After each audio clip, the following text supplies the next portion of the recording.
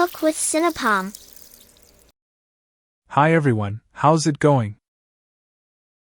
Today we will make red sea bream rice using a clay pot called Kikka, which is specially designed for cooking rice. This inner lid prevents boiling over. These water level lines inside the pot make it easy to measure. Red sea bream is a lucky fish that is eaten on celebratory occasions. This is due to its beautiful red color and its long lifespan, which is unusual for a fish, lasting for several decades. The Japanese value the fish so that it is said, even if it rots, still a red sea bream, in the same sense as the proverb, a good horse never becomes a jade. These are the 7 lucky gods, beloved in Japan since ancient times, and they are depicted on a treasure ship. One of them is Ebisu-sama, the god of fishing and business. He is holding a fishing rod and a red sea bream. Here too, red sea bream appears as a lucky charm. It is customary for celebratory occasions to cook this red sea bream with the head and tail still attached. Japanese babies eat a piece of red sea bream at the weaning ceremony, which is when a baby eats solid food for the first time. The red sea breams are so proud. A while ago, we made a video of cooking sea bream rice with the whole fish. Today we got these fillets that would fit perfectly in Kikka. And it's not a celebration, so fillets are good. Okay, let's go! This is wash-free short grain rice, so just add water to soak it. Your rice probably needs to be washed, so gently wash it and then soak it in water. What you're washing is the bran that remains on the rice after it has been polished. The bran may cause a smell, but it's totally safe to eat. Lightly sprinkle salt all over the fillets.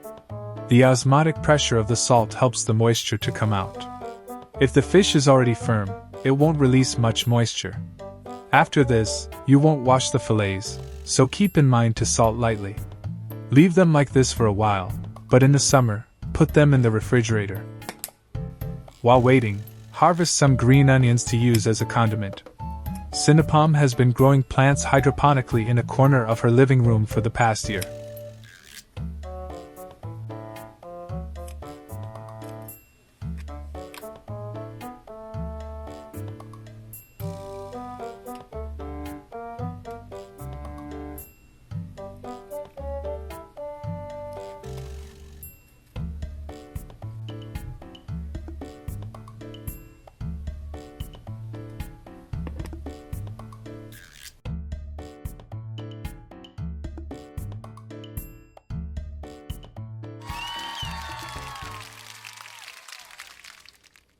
Well, almost no moisture came out. You can put these fillets on the rice, however, we'll grill them for a little to bring out the fragrance. Let me comment about using aluminum foil here. We once received this comment from a viewer that we should not use aluminum foil for cooking. Aluminum dissolves when highly acidic foods are wrapped for a long time. But we don't use it that way, so there should be no health risk from this. Otherwise, manufacturers wouldn't sell such products. If you're still worried, don't use aluminum foil. You want to grill the skin, so put the skin side up. Grill in a toaster oven for about 3 minutes. They'll be undercooked.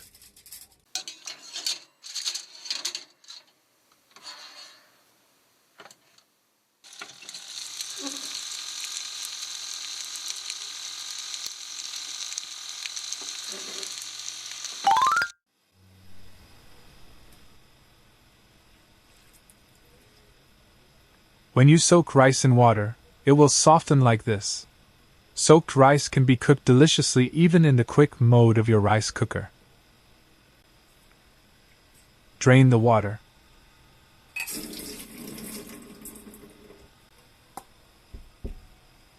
Put the rice in the rice cooker.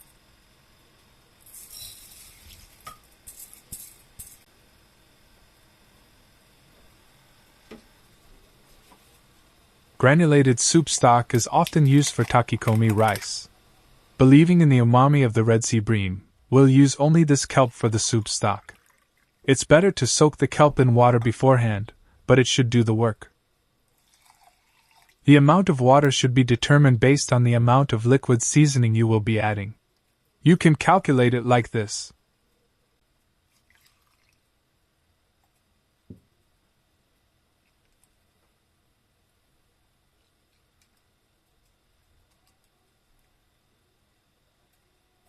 If you are cooking takikomi rice, consider subtracting the amount of water released by the ingredients.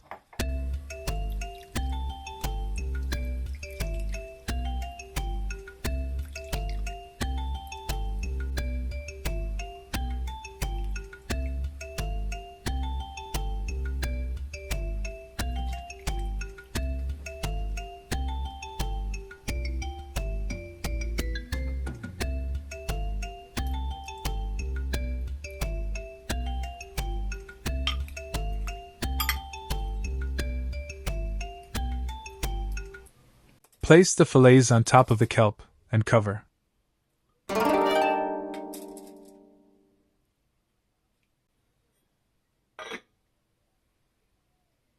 It's ready to cook the rice.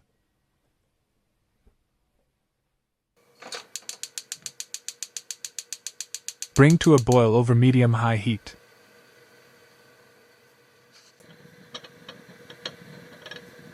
Can you see the steam coming out? Once it boils and steam starts to come out, you can turn off the heat. If you want some scorched rice, continue heating for a minute or two. The great thing about this clay pot for cooking rice is that you don't need to adjust the heat. You just bring it to a boil. It took 7 minutes to boil, didn't it? This means that the thick body of the pot is heated up. Even after turning off the stove, the ample residual heat allows the cooking to continue.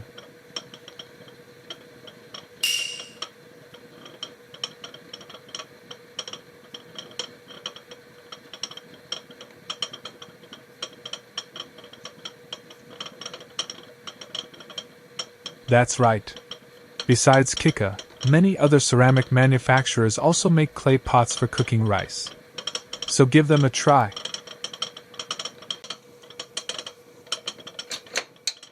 After you turn off the stove, let it steam for 20 minutes.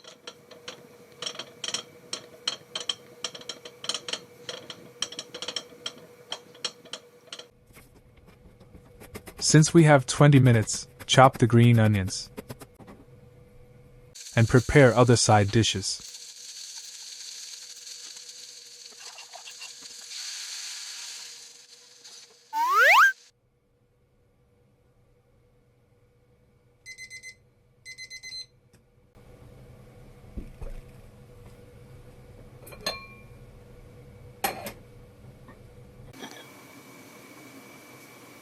Yeah, it looks delicious. But it's not over yet. You need to remove the bones. Take the fish out and put the lid back on. These days, they sell fish fillets with the bones removed. In that case, you can skip this step. It's said that the bones of a sea bream are hard and sharp, and if one gets stuck in your throat, you'll need to go to the hospital. Make sure you don't miss small bones. I recommend chewing gently, as if you're trying to find a bone in your mouth.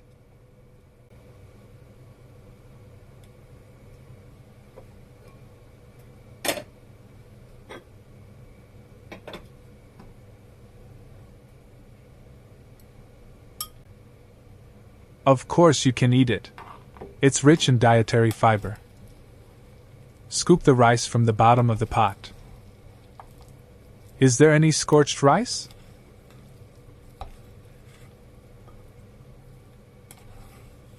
There.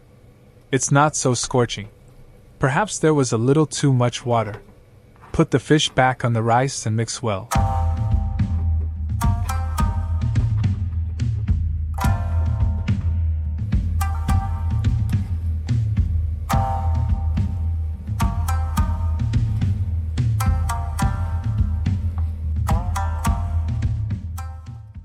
Once it's well mixed, it's done.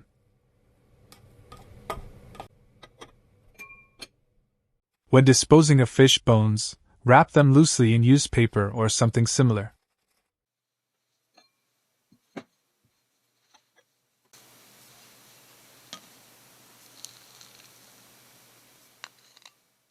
We started the Japanese lounge from the last video. We haven't received any feedback yet, so we'll do it again. But before that, let's eat first. いただきます。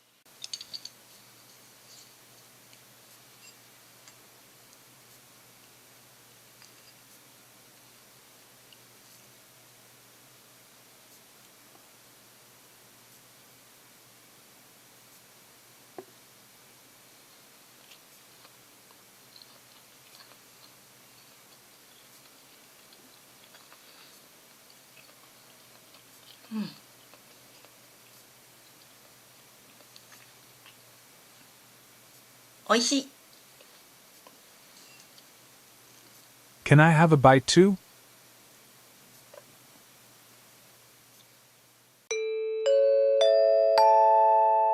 Welcome to the Japanese lounge. There are cookies, pocky, and tea, so please help yourself. Rice cooked with other ingredients is called Takikomi Gohan. Gohan represents steamed rice as well as meals in general.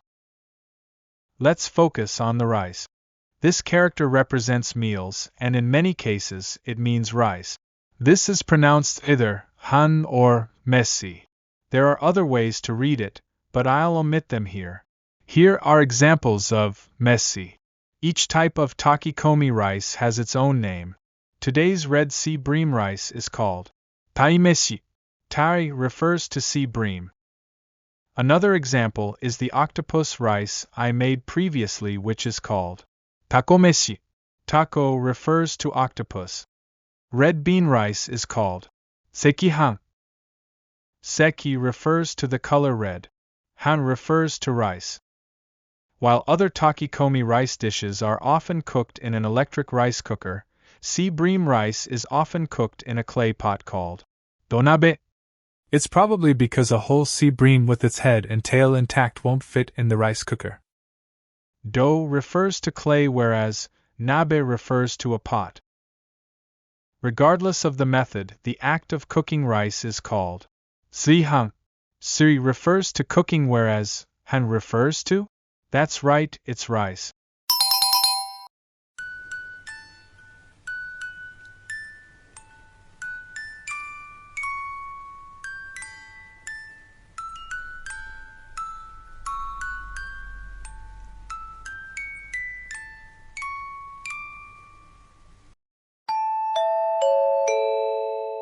How did you like the Japanese lounge?